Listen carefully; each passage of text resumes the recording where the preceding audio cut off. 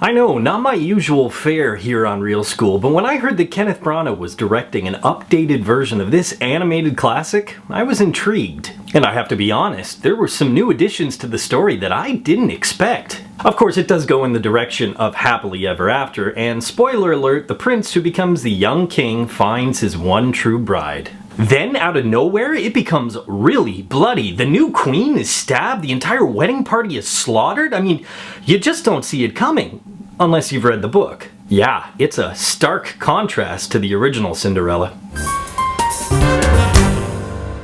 So, Kenneth Branagh directed my favorite version of Hamlet. But aside from that, he's made a decent comic book movie, an okay version of Frankenstein, and a predictable but acceptable spy movie. The question then becomes, what would the adjectives be when describing his live-action Cinderella? Shakespearean? Downton Abbey-esque? Fish and chips-ish? I don't know, it's British. Realistically though, the adjectives that come to mind have nothing to do with Branagh, because just like most of his recent films, I haven't really noticed his influence. Maybe that's what good directors do. They make themselves invisible. But we all know that's not the case with Branagh, because he also likes to star in most of the movies he directs. But I'm a big believer in the auteur theory, that directors should put their own personal stamp on the films that they make. Now, while I praised how he dealt with the Shakespearean brothers in Thor, aside from that, with most of Branagh's films, I noticed it's all about production, not direction. If you look at recent films like Thor or even Mary Shelley's Frankenstein, then what really sticks out in your mind is the look of the films, the production value, the sets, the costumes.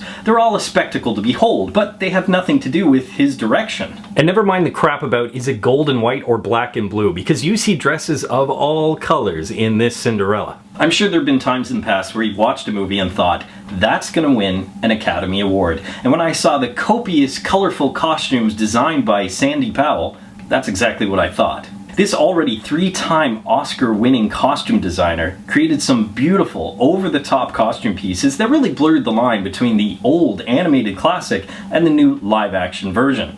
I think this is the first time I've done it for costumes, but the costumes in Cinderella are for the win.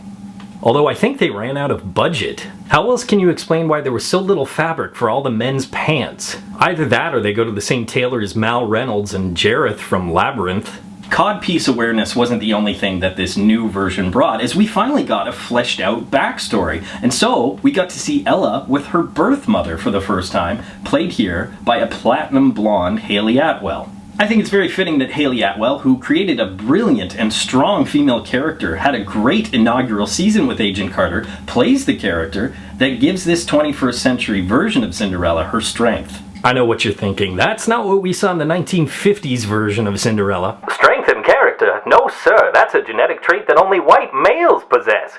Zippity-doo-dah. The downside to having this elaborate backstory is often the pace of the film can be quite slow, and the first act especially really dragged on. Luckily, before the story really gets rolling, you still get sweet and strong performances from Lily James as the title character, and Richard Madden, who plays Prince Tightpants. Is it me, or is casting for a British movie becoming more and more easy? All you have to do is raid the casts of Game of Thrones and Downton Abbey. The way those shows kill off characters, yeah, the actors need the work. 3 actors who certainly don't need the work but brought some great flavor to this film were Cate Blanchett, Helena Bonham Carter, and Sir Derek Jacobi. It's a Branagh film. Of course there's going to be Jacobi, Jack Bauer. I really enjoyed Bonham Carter as the fairy godmother, as she was one of the only characters, aside from the stepsisters, who was kind of quirky and over the top, like an animated version of those characters. And let's face it, Cinderella needs those quirky, over the top moments. Now granted, I'm a little behind on my Hollywood gossip, mostly because I don't like to gossip on Real School, but I just found out that Branagh and Bonham Carter had an affair when he was still married to Emma Thompson. No wonder he cast her as the fairy godmother.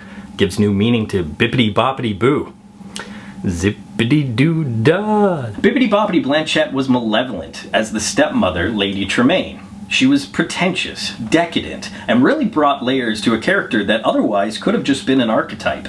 Although I felt that her character development was indicative of the pacing problems with the rest of the film. While some backstories got too much time and slowed the movie down, I felt that characters like Lady Tremaine were so close to having a filled out backstory and a well-rounded motivation, but the film just cuts it short. It was so close to showing you why the wicked stepmother was wicked.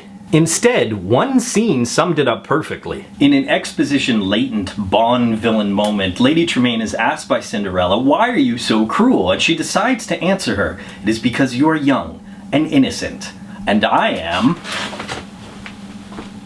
She literally walks out of the scene like the screenwriter was just being lazy or really clever. Luckily, no one will walk out of the movie Cinderella. It is a great modern version of the original animated classic, with a more modern heroine, solid performances, and the all-important Disney movie magic. It is an earn it. Poll question, what is your favorite live-action Disney movie? Be sure to subscribe to Real School, follow me on Twitter, and of course, if you get anything out of Real School, you can always give a little back. Just click the link, and you can become a Real School patron. But until next time, school's out.